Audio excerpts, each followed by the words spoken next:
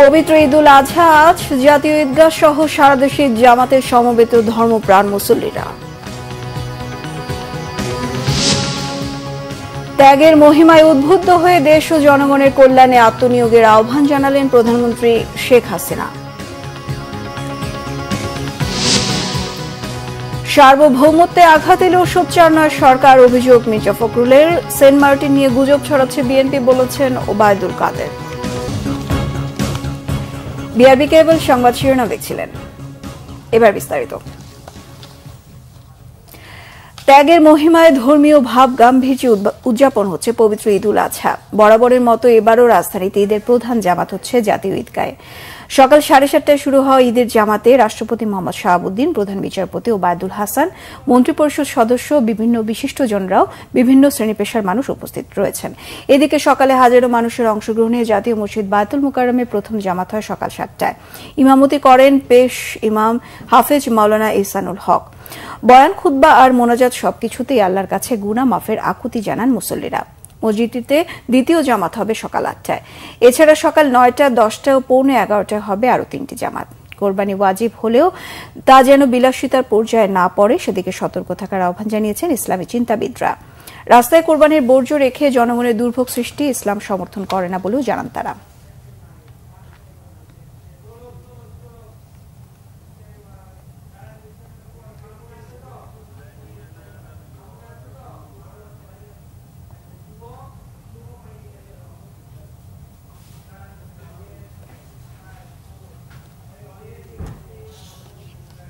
দর্শক, ঈদের প্রধান জামাতের খবর সংগ্রহে জাতীয় ঈদগাহ ময়দানে রয়েছেন সহকর্মী মামুন আব্দুল্লাহ। চলে যাচ্ছি তার কাছে। মামুন, জাতীয় ঈদগাহ প্রধান জামাত কি শুরু হয়েছে নাকি, আর সেখানকার সার্বিক অবস্থা আমাদের জানাবেন? জি বিপাশা, আপনাকে ধন্যবাদ। ত্যাগের মহিমায় উদ্ভাসিত মুসলিম উম্মাহ এবং একটি বছর পর আবারও সেই ত্যাগের, সেই কোরবানির ঈদুল আজহা এসেছে মুসলিম উম্মার মাঝে। আপনি যেমনটি বলছিলেন যে ঈদের প্রধান জামাত যেটি জাতীয় ঈদগাহ, সেটি কিন্তু পেছনে চলছে। ঠিক আমার এই আপনার সাথে কথা বলার 30 সেকেন্ড আগে নামাজটি শুরু হয়েছে। আপনাকে যদি একটু পেছনে দেখাই যে বায়তুল মুকাররমের প্রধান খতিব তিনি কিন্তু এই ঈদের নামাজটি পড়াচ্ছেন এবং এখানে আপনি জানেন যে রাষ্ট্রপতি সহ প্রধান বিচারপতি এবং মন্ত্রী পরিষদের সদস্য, কূটনৈতিক সদস্যরা এখানে ঈদুল আজহার নামাজ আদায় করছেন একসাথে। এবং আপনি জানেন ঈদুল আজহার নামাজকে কেন্দ্র করে, এই ঈদের জামাতকে কেন্দ্র করে অনেকদিন ধরেই এখানে নিরাপত্তা ব্যবস্থার যে চৌকি, সেটি কিন্তু 5 স্তরের নিরাপত্তা ব্যবস্থার চৌকি কিন্তু সাজানো হয়েছে। কোনো ধরনের অপ্রীতিকর পরিস্থিতি এখানে তৈরি হবে না, এমনটি বলেছিলেন ডিএমপি কমিশনার। এবং আপনাকে আরো একটি বিষয় বলে রাখি যে এখানে নামাজের পরে কিন্তু বায়তুল মুকাররমে 5টি জামাত হবে এবং এখানে ঠিক 7:30 বাজার সাথে সাথে কিন্তু নামাজ শুরু হয়েছে। এবং এই এই ঈদগাহে 35,000 মুসল্লি একসাথে নামাজ আদায় করতে পারবেন এবং তারা নামাজ পড়ছেন। এবং একই সাথে কিন্তু আপনি জানেন এখানে মেয়েদের জন্য নামাজের ব্যবস্থা রাখা হয়েছে এবং পুরুষ নারী সহ প্রায় 35,000 মানুষ একসাথে নামাজ আদায় করছেন। এক রাকাত নামাজ এইমাত্র হয়ে গেল এবং দ্বিতীয় রাকাত চলছে। সবকিছু মিলে আসলে বলা যায় এই নামাজের পরেই যে কোরবানির যে আত্মত্যাগ, সেটি কিন্তু কোরবানি দেওয়ার জন্য এখান থেকে নামাজের পরেই কিন্তু বিভিন্ন পাড়া মহল্লায় লোকরা ছুটে যাবেন। এবং এখানে কিন্তু ঢাকা শহরের বিভিন্ন প্রান্ত থেকে লোক আসে এবং আমরা জানি যে এখানে ঢাকার বাইরে থেকেও অনেক সময় অনেক লোক কৌতূহলবশত আসেন যে ঈদের প্রধান জামাত, বড় জামাত, একসাথে নামাজ আদায়ের বেশি সোয়াব, সেই উদ্দেশ্যে কিন্তু অনেকে এসে থাকেন এবং বায়তুল মুকাররমের প্রধান খতিব নামাজ পড়াচ্ছেন। সবকিছু মিলে আসলে ত্যাগের যে মহিমা এবং ত্যাগের যে শিক্ষা, সেই দীক্ষা নিয়ে কিন্তু নামাজের পরে মুসল্লিরা এখান থেকে তারা যে কোরবানি, সেই কোরবানির জন্য পাড়া মহল্লায় ছড়িয়ে পড়বেন। তো বিপাশা, এই ছিল আমার কাছে জাতীয় ঈদগাহ থেকে সবশেষ অবস্থা। জি, ধন্যবাদ আপনাকে মামুন। দর্শক, জাতীয় ঈদগাহ ময়দান থেকে যুক্ত হয়েছিলেন সহকর্মী মামুন আব্দুল্লাহ। ঈদুল আজহার ত্যাগের চেতনায় উদ্বুদ্ধ হয়ে দেশ ও জনগণের কল্যাণে আত্মনিয়োগ করতে সকলের প্রতি আহ্বান জানিয়েছেন প্রধানমন্ত্রী শেখ হাসিনা। এক ভিডিও বার্তায় দেশবাসীকে ঈদুল আজহার শুভেচ্ছা জানিয়ে তিনি এই আহ্বান জানান। প্রিয় দেশবাসী, আসসালামু আলাইকুম। বছর ঘুরে আবার আমাদের মাঝে ফিরে এসেছে পবিত্র ঈদুল আজহা। আপনাদের ঈদুল আজহার শুভেচ্ছা জানাচ্ছি। ঈদ মোবারক।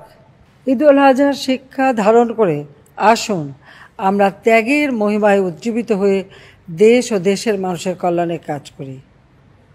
পবিত্র ঈদুল আজহা আমাদের সকলের জীবনে বয়ে আনুক অনাবিল আনন্দ, সুখ, শান্তি ও স্বাচ্ছন্দ্য। সবাই ভালো থাকুন, সুস্থ থাকুন, নিরাপদ থাকুন। ঈদ মোবারক। জয় বাংলা, জয় বঙ্গবন্ধু। মুসলমানদের সবচেয়ে বড় ধর্মীয় উৎসব পবিত্র ঈদুল আজহা। মনের ভেতরের পশুত্ব ও কলুষতাকে কোরবানি করার শিক্ষা দেয় ঈদুল আজহা, জানালেন ইসলামিক চিন্তাবিদরা। এদিকে আজ রাজধানী ও দেশের অন্যান্য বিভাগে বৃষ্টির পূর্বাভাস দিয়েছে আবহাওয়া office. S M Foyza report.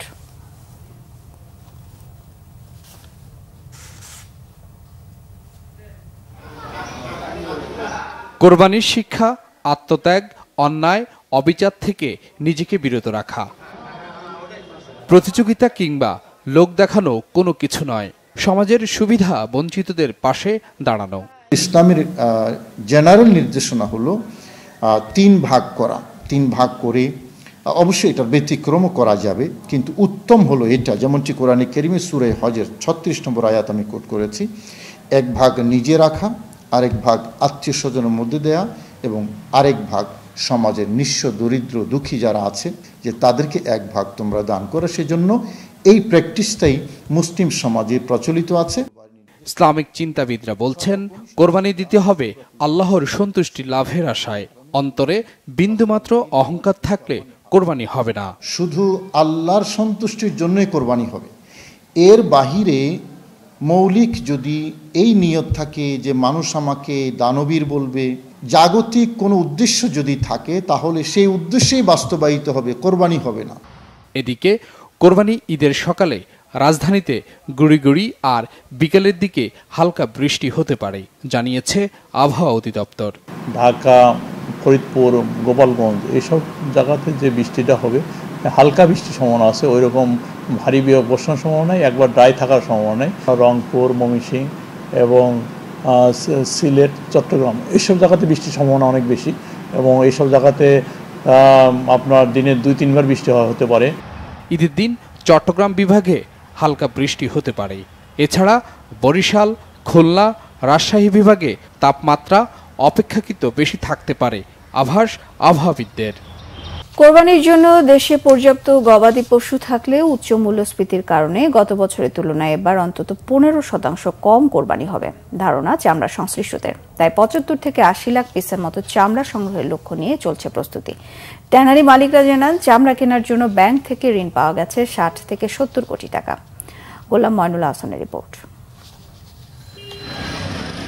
মৎস্য প্রাণী সম্পদ মন্ত্রণালয়ের হিসাবে দেশে এবার 1,39,80,367টি গবাদি পশু প্রস্তুত রয়েছে কোরবানির জন্য, যা চাহিদার তুলনায় বেশি।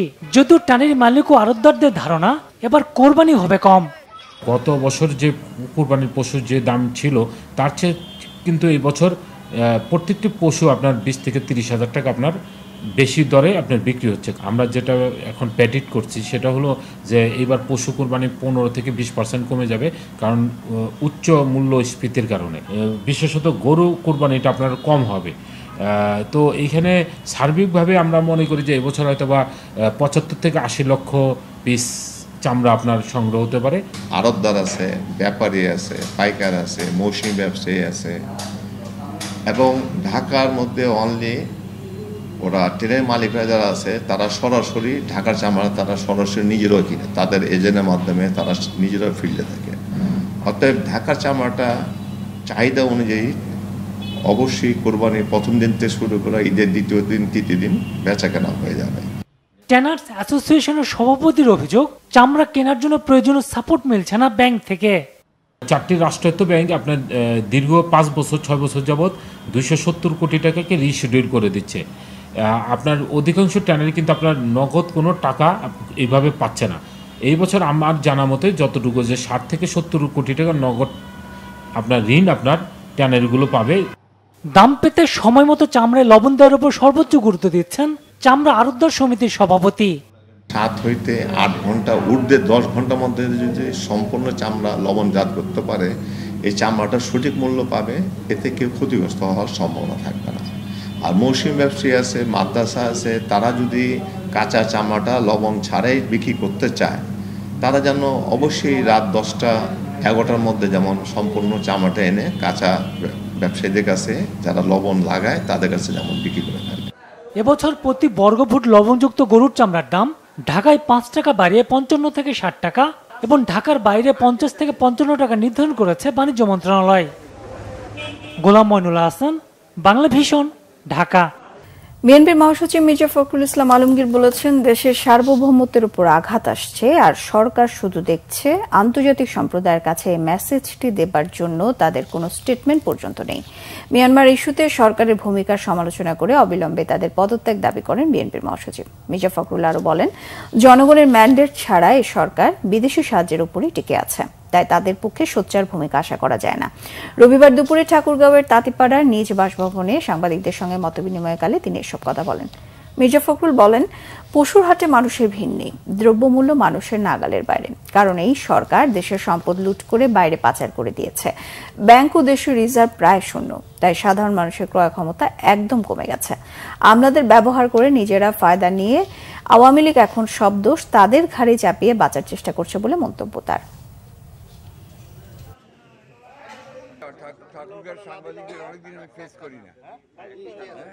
বর্তমানে যে একটা অনির্বাচিত সরকার আছে, দখলদারি সরকার, জোর করে দখল করে বসে আছে, এদের কাছে সার্বভৌমত্ব ব্যাপারটা কোনো রকমেই কোনো প্রভাব বিস্তার করছে না। একটা ভিন্ন দেশ থেকে আমার যে পথ, যেটা আন্তর্জাতিকভাবে স্বীকৃত যে পথ, সেই পথে আমার সেই সমুদ্রের সীমা, সেখানে আমি যাতায়াত করতে পারছি না, ওখানে সেখানে গোলাগুলি করে যাতায়াত বন্ধ করে দিচ্ছে। অথচ সরকার এখন পর্যন্ত একটা যে স্টেটমেন্ট, সিরিয়াস স্টেটমেন্ট, আমি condemning the incident of Myanmar, সেটা পর্যন্ত তারা করে নাই। তারা বলছে যে আমরা দেখছি, এটা সার্বভৌমত্বের প্রতি আঘাত আসছে, তারা দেখছে। আওয়ামী লীগের সাধারণ সম্পাদক ওবায়দুল কাদের বলেছেন, সেন্ট মার্টিন ইস্যুতে গুজব ছড়াচ্ছে বিএনপি জামায়াত। এ নিয়ে মির্জা ফখরুল ইসলাম আলমগীরের বক্তব্য দায়িত্ব জ্ঞানহীন। তিনি বলেন, বাংলাদেশ মিয়ানমার সীমান্তে কঠোর নজরদারির পাশাপাশি সেনাবাহিনী সহ দায়িত্বপ্রাপ্তরা সতর্ক অবস্থানে রয়েছে। ওবায়দুল কাদের বলেন, সরকার বিরোধী আন্দোলনে ব্যর্থতা থেকে বিএনপির কমিটি গণবিলুপ্তি, এর দায় তারেক রহমান এড়াতে পারে না। রিপোর্ট সৈয়দ আব্দুল মুহিতের। রবিবার ধানমন্ডিতে আওয়ামী লীগ সভাপতি রাজনৈতিক কার্যালয়ে ব্রিফিং করেন দলের সাধারণ সম্পাদক ও সড়ক পরিবহন ও সেতুমন্ত্রী ওবায়দুল কাদের। সেন্ট মার্টিন নিয়ে বিএনপি মহাসচিবের করা মন্তব্যের কঠোর সমালোচনা করেন। বলেন, এ বিষয়ে সরকার সতর্ক ও সজাগ রয়েছে। এই গুলিটা পড়ছে যেটা সেন্ট মার্টিন থেকে, এটা আরাকান বাহিনীতে, এটা মিয়ানমারের সরকার প্রভোকেশন দিয়ে মিয়ানমারের সাথে আমরা যুদ্ধ বাঁধাবো, সারা পৃথিবী অনেকটা রণক্ষেত্রে পরিণত হয়েছে। আমরা যতদূর সম্ভব আলাপ আলোচনার মাধ্যমে সমস্যার সমাধান, যে কোনো সমস্যার সমাধান আমরা করতে পারবো। বিএনপি পারে শুধু না জেনে না বুঝে অহেতু হাস্যকর অর্বাচীনের মতো মন্তব্য করতে, এখনো সে একই কাজ তারা করছে। বাংলাদেশ মিয়ানমার সীমান্তে কঠোর নজরদারি অব্যাহত রেখেছে। তিনি বলেন, বিএনপিতে অভ্যন্তরীণ গণতন্ত্রের চর্চা না থাকায় লন্ডন থেকে পদায়ন করা হচ্ছে, অথচ আওয়ামী লীগে কখনোই গঠনতন্ত্র লঙ্ঘন করা হয়নি। তারা ব্যর্থ বলেই এখন কাউকে সরিয়ে দিচ্ছে। ব্যর্থতার দায়টা, মূল দায়টা যা, তিনি রিমোট কন্ট্রোলে কাউকে সরিয়ে দিচ্ছেন, কাউকে পদায়ন করছেন। কাজেই ব্যর্থতার সমূহ দায়িত্ব তারা স্বীকৃতি দিয়েছেন, এটাই তার প্রমাণ। ঈদ যাত্রায় পদ্মা সেতুতে 5 কোটি এবং বঙ্গবন্ধু সেতুতে 4 কোটি টাকার টোল আদায় হয়েছে বলেও জানান ওবায়দুল কাদের। কোনো অবস্থাতে করিনি। সৈয়দ আব্দুল মুহিত, বাংলা ভিশন, ঢাকা। এদিকে আইএসপিআর এর প্রেস বিজ্ঞপ্তিতে জানানো হয়েছে, মিয়ানমারের চলমান অভ্যন্তরীণ সংঘর্ষ সেন্ট মার্টিনের নিকটবর্তী হওয়ায় ওই সংঘর্ষকে কেন্দ্র করে সোশ্যাল মিডিয়ায় বিভিন্ন স্বার্থান্বেষী মহল গুজব ছড়াচ্ছে। এ ধরনের গুজবে বিভ্রান্ত না হওয়ার অনুরোধ জানানো হয়েছে। আইএসপিআর জানিয়েছে, মিয়ানমারে চলমান অভ্যন্তরীণ সংঘর্ষের প্রেক্ষিতে মিয়ানমার সামরিক বাহিনী রাখাইন রাজ্যে আরাকান আর্মির বিরুদ্ধে যৌথ অপারেশনস পরিচালনা করছে। এই সংঘর্ষের কারণে নাফ নদী এবং নদী সংলগ্ন মোহনা এলাকায় বাংলাদেশি বোটের উপর অনাকাঙ্ক্ষিত গুলিবর্ষণের ঘটনা ঘটেছে। বর্তমানে মিয়ানমার নৌবাহিনীর একাধিক যুদ্ধজাহাজ দেশের সীমান্তে ওই অপারেশনস পরিচালনা করছে। সেন্ট মার্টিনসের অদূরে মিয়ানমারের সমুদ্র সীমায় সেদেশের নৌবাহিনীর অবস্থানের বিষয়টি বাংলাদেশ নৌবাহিনীকে অবহিত করছে। সেন্ট মার্টিন দ্বীপের সন্নিকটে বাংলাদেশ নৌবাহিনী ও কোস্টগার্ডের একাধিক জাহাজ মিয়ানমারের জাহাজের গতিবিধি পর্যবেক্ষণ সহ বাংলাদেশের সমুদ্র সীমা থেকে নিয়মিত টহল পরিচালনা করছে। ঘূর্ণিঝড় রিমাল কেড়ে নিয়েছে সাতক্ষীরার উপকূলীয় হাজারো পরিবারের ঈদ আনন্দ। ঘরবাড়ি হারিয়ে হতদরিদ্র মানুষের চোখের পানি মিশেছে বাঁধ ভাঙা বানের পানিতে। অনাহারে অর্ধাহারে দিন কাটছে তাদের। দুবেলা দুমুঠো ভাতের জন্যই তাদের অন্তহীন সংগ্রাম। ঈদ তাই তাদের কাছে অন্য যে কোনো দিনের মতোই। সাতক্ষীরা থেকে আসাদুজ্জামান আসাদের রিপোর্ট। ঈদের দিন যখন ভালো খাবার আর নতুন পোশাকের আনন্দে মেতে থাকার কথা, তখন ঘর মেরামতে ব্যস্ত ঘূর্ণিঝড় রিমালে ক্ষতিগ্রস্ত পরিবারগুলো। ২৬ মে প্রলয়ঙ্করী ঘূর্ণিঝড় রিমাল আঘাত হানে উপকূলীয় এলাকায়। ক্ষতিগ্রস্ত হয় সাতক্ষীরার শ্যামনগর ও আশাশুনির ৪৩টি ইউনিয়নের ১,৪৬৮টি ঘরবাড়ি। এখনো খোলা আকাশের নিচে কাটছে হতভাগ্য মানুষগুলোর দিন। নদীর পাশে বাড়ি ঘরদর সব ভেঙে গেছে। আমরা খুব দুরবস্থায় বাস করতেছি। ঘর বাড়ি উড়ে গেছে, আমাদের কোনো লাইন নেই, আমাদের কিছু নিঃস্ব হয়ে গেছে, কিছু করতে পারতেছি না। কষ্টের দিন যাচ্ছে আমাদের।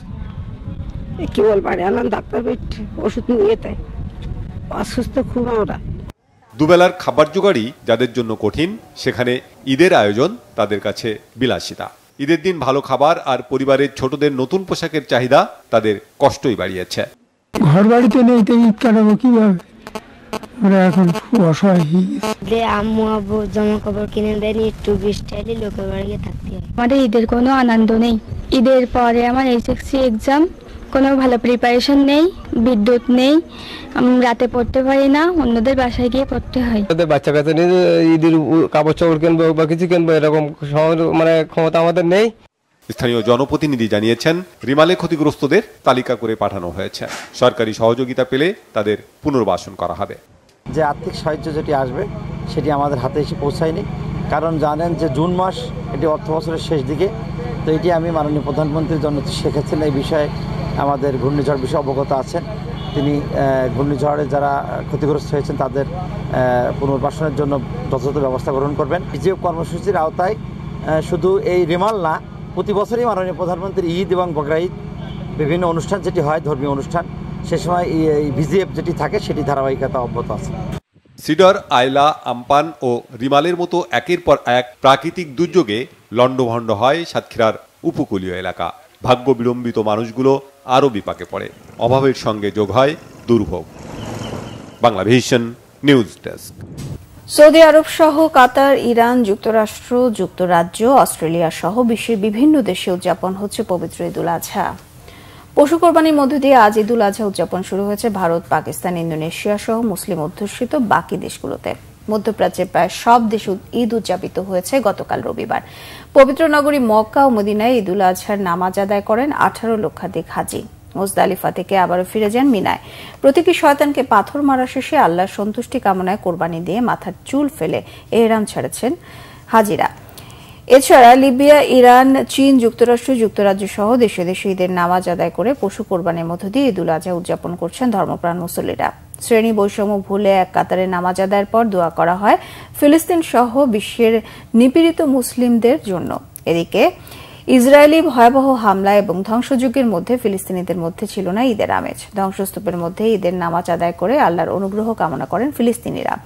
আতঙ্ক আর উৎকণ্ঠার মধ্যে জেরুজালেমের আল-আকসা মসজিদ সহ গাজার বিভিন্ন স্থানে ঈদুল আজহার নামাজ আদায় করেছেন মুসল্লিরা। আবার টি-20 প্রসঙ্গ। টি-20 বিশ্বকাপে আনুষ্ঠানিকতার ম্যাচে আয়ারল্যান্ডকে হারালো পাকিস্তান। 3 উইকেটে জয় পায় তারা। ফ্লোরিডা লডারহিলে টস জিতে আইরিশদের ব্যাটিংয়ে পাঠায় বাবর আজমের দল। বোলিংয়ে জ্বলে ওঠেন শাহিন আফ্রিদি, আমির, ইমাদ, ওয়াসিমরা। ব্যাটিং বিপর্যয়ে পড়ে আইরিশরা মাত্র 32 রানে হারায় 6 উইকেট।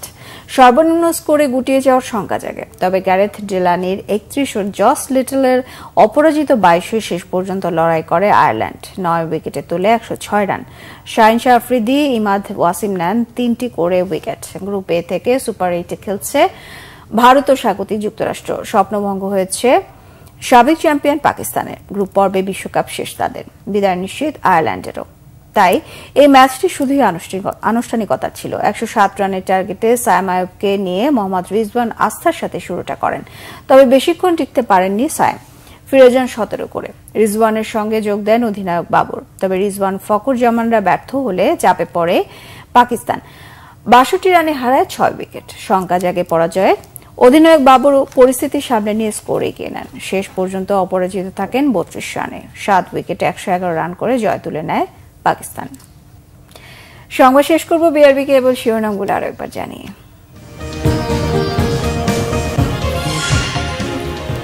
পবিত্র ঈদুল আজহা আজ, জাতীয় ঈদগাহ সহ সারা দেশে ঈদ জামাতে সমবেত ধর্মপ্রাণ মুসল্লিরা। ত্যাগের মহিমায় উদ্বুদ্ধ হয়ে দেশ ও জনগণের কল্যাণে আত্মনিয়োগের আহ্বান জানালেন প্রধানমন্ত্রী শেখ হাসিনা। সার্বভৌমত্বে আঘাত এলেও সোচ্চার নয় সরকার, অভিযোগ মির্জা ফখরুলের। সেন্ট মার্টিন নিয়ে গুজব ছড়াচ্ছে বিএনপি, বলেছেন ওবায়দুল কাদের। এই ছিল এখনকার মতো, পরের সংবাদ সকাল 10টায় 9টায় থাকছে নিউজ টপ 10 দেখার আমন্ত্রণ রইল। এছাড়া বাংলাদেশের সংবাদ ও সংবাদ সংশ্লিষ্ট অনুষ্ঠান দেখতে ভিজিট করুন www.bbnews24.com ও facebook.com/banglavisionnews। সাবস্ক্রাইব করুন youtube.com/banglavisionnews। সঙ্গে থাকায় ধন্যবাদ।